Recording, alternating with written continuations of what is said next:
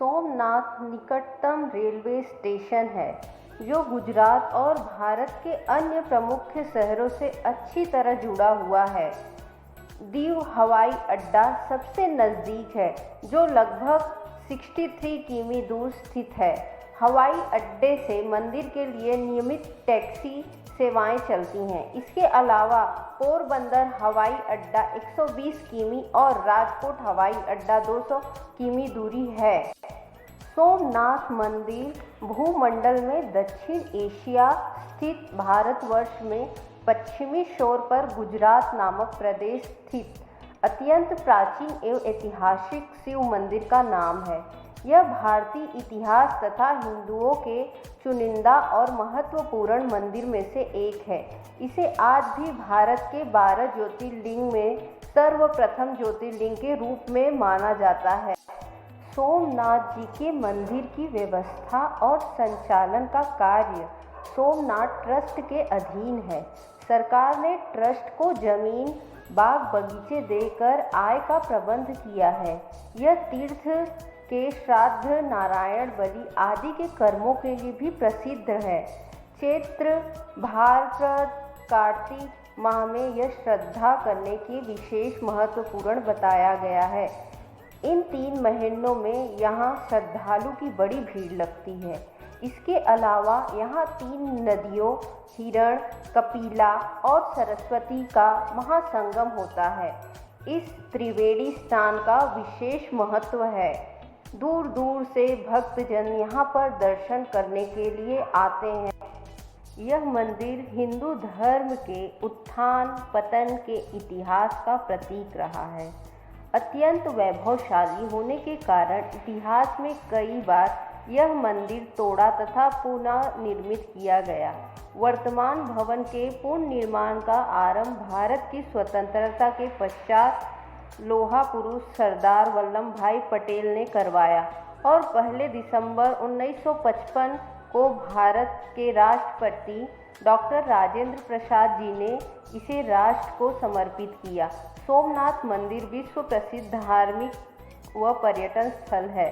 मंदिर प्रांगण में रात 7:30 से 8:30 बजे तक 1 घंटे का साउंड एंड लाइट शो चलता है, जिसमें सोमनाथ मंदिर के इतिहास का बड़ा ही सुंदर सचित्र वर्णन किया जाता है।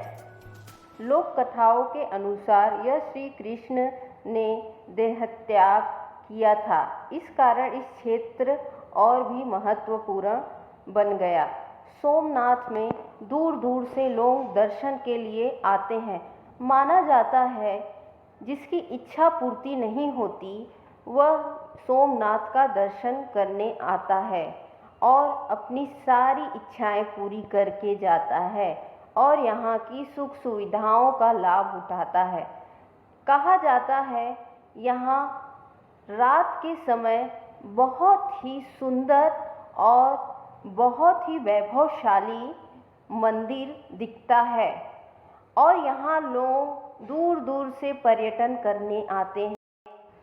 सोमनाथ मंदिर जो गुजरात का मुख्य आकर्षण है और दूसरा है गिर वन, कई जंगली जानवरों और सबसे महत्वपूर्ण रूप से एशियाई शेरों के लिए एक प्राकृतिक आवास।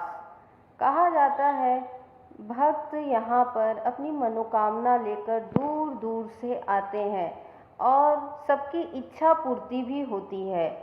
सोमनाथ बहुत ही सुंदर और वैभवशाली है। लोग यहाँ पर बहुत जगह घूमने भी जाते हैं, जैसे कि बाण गंगा।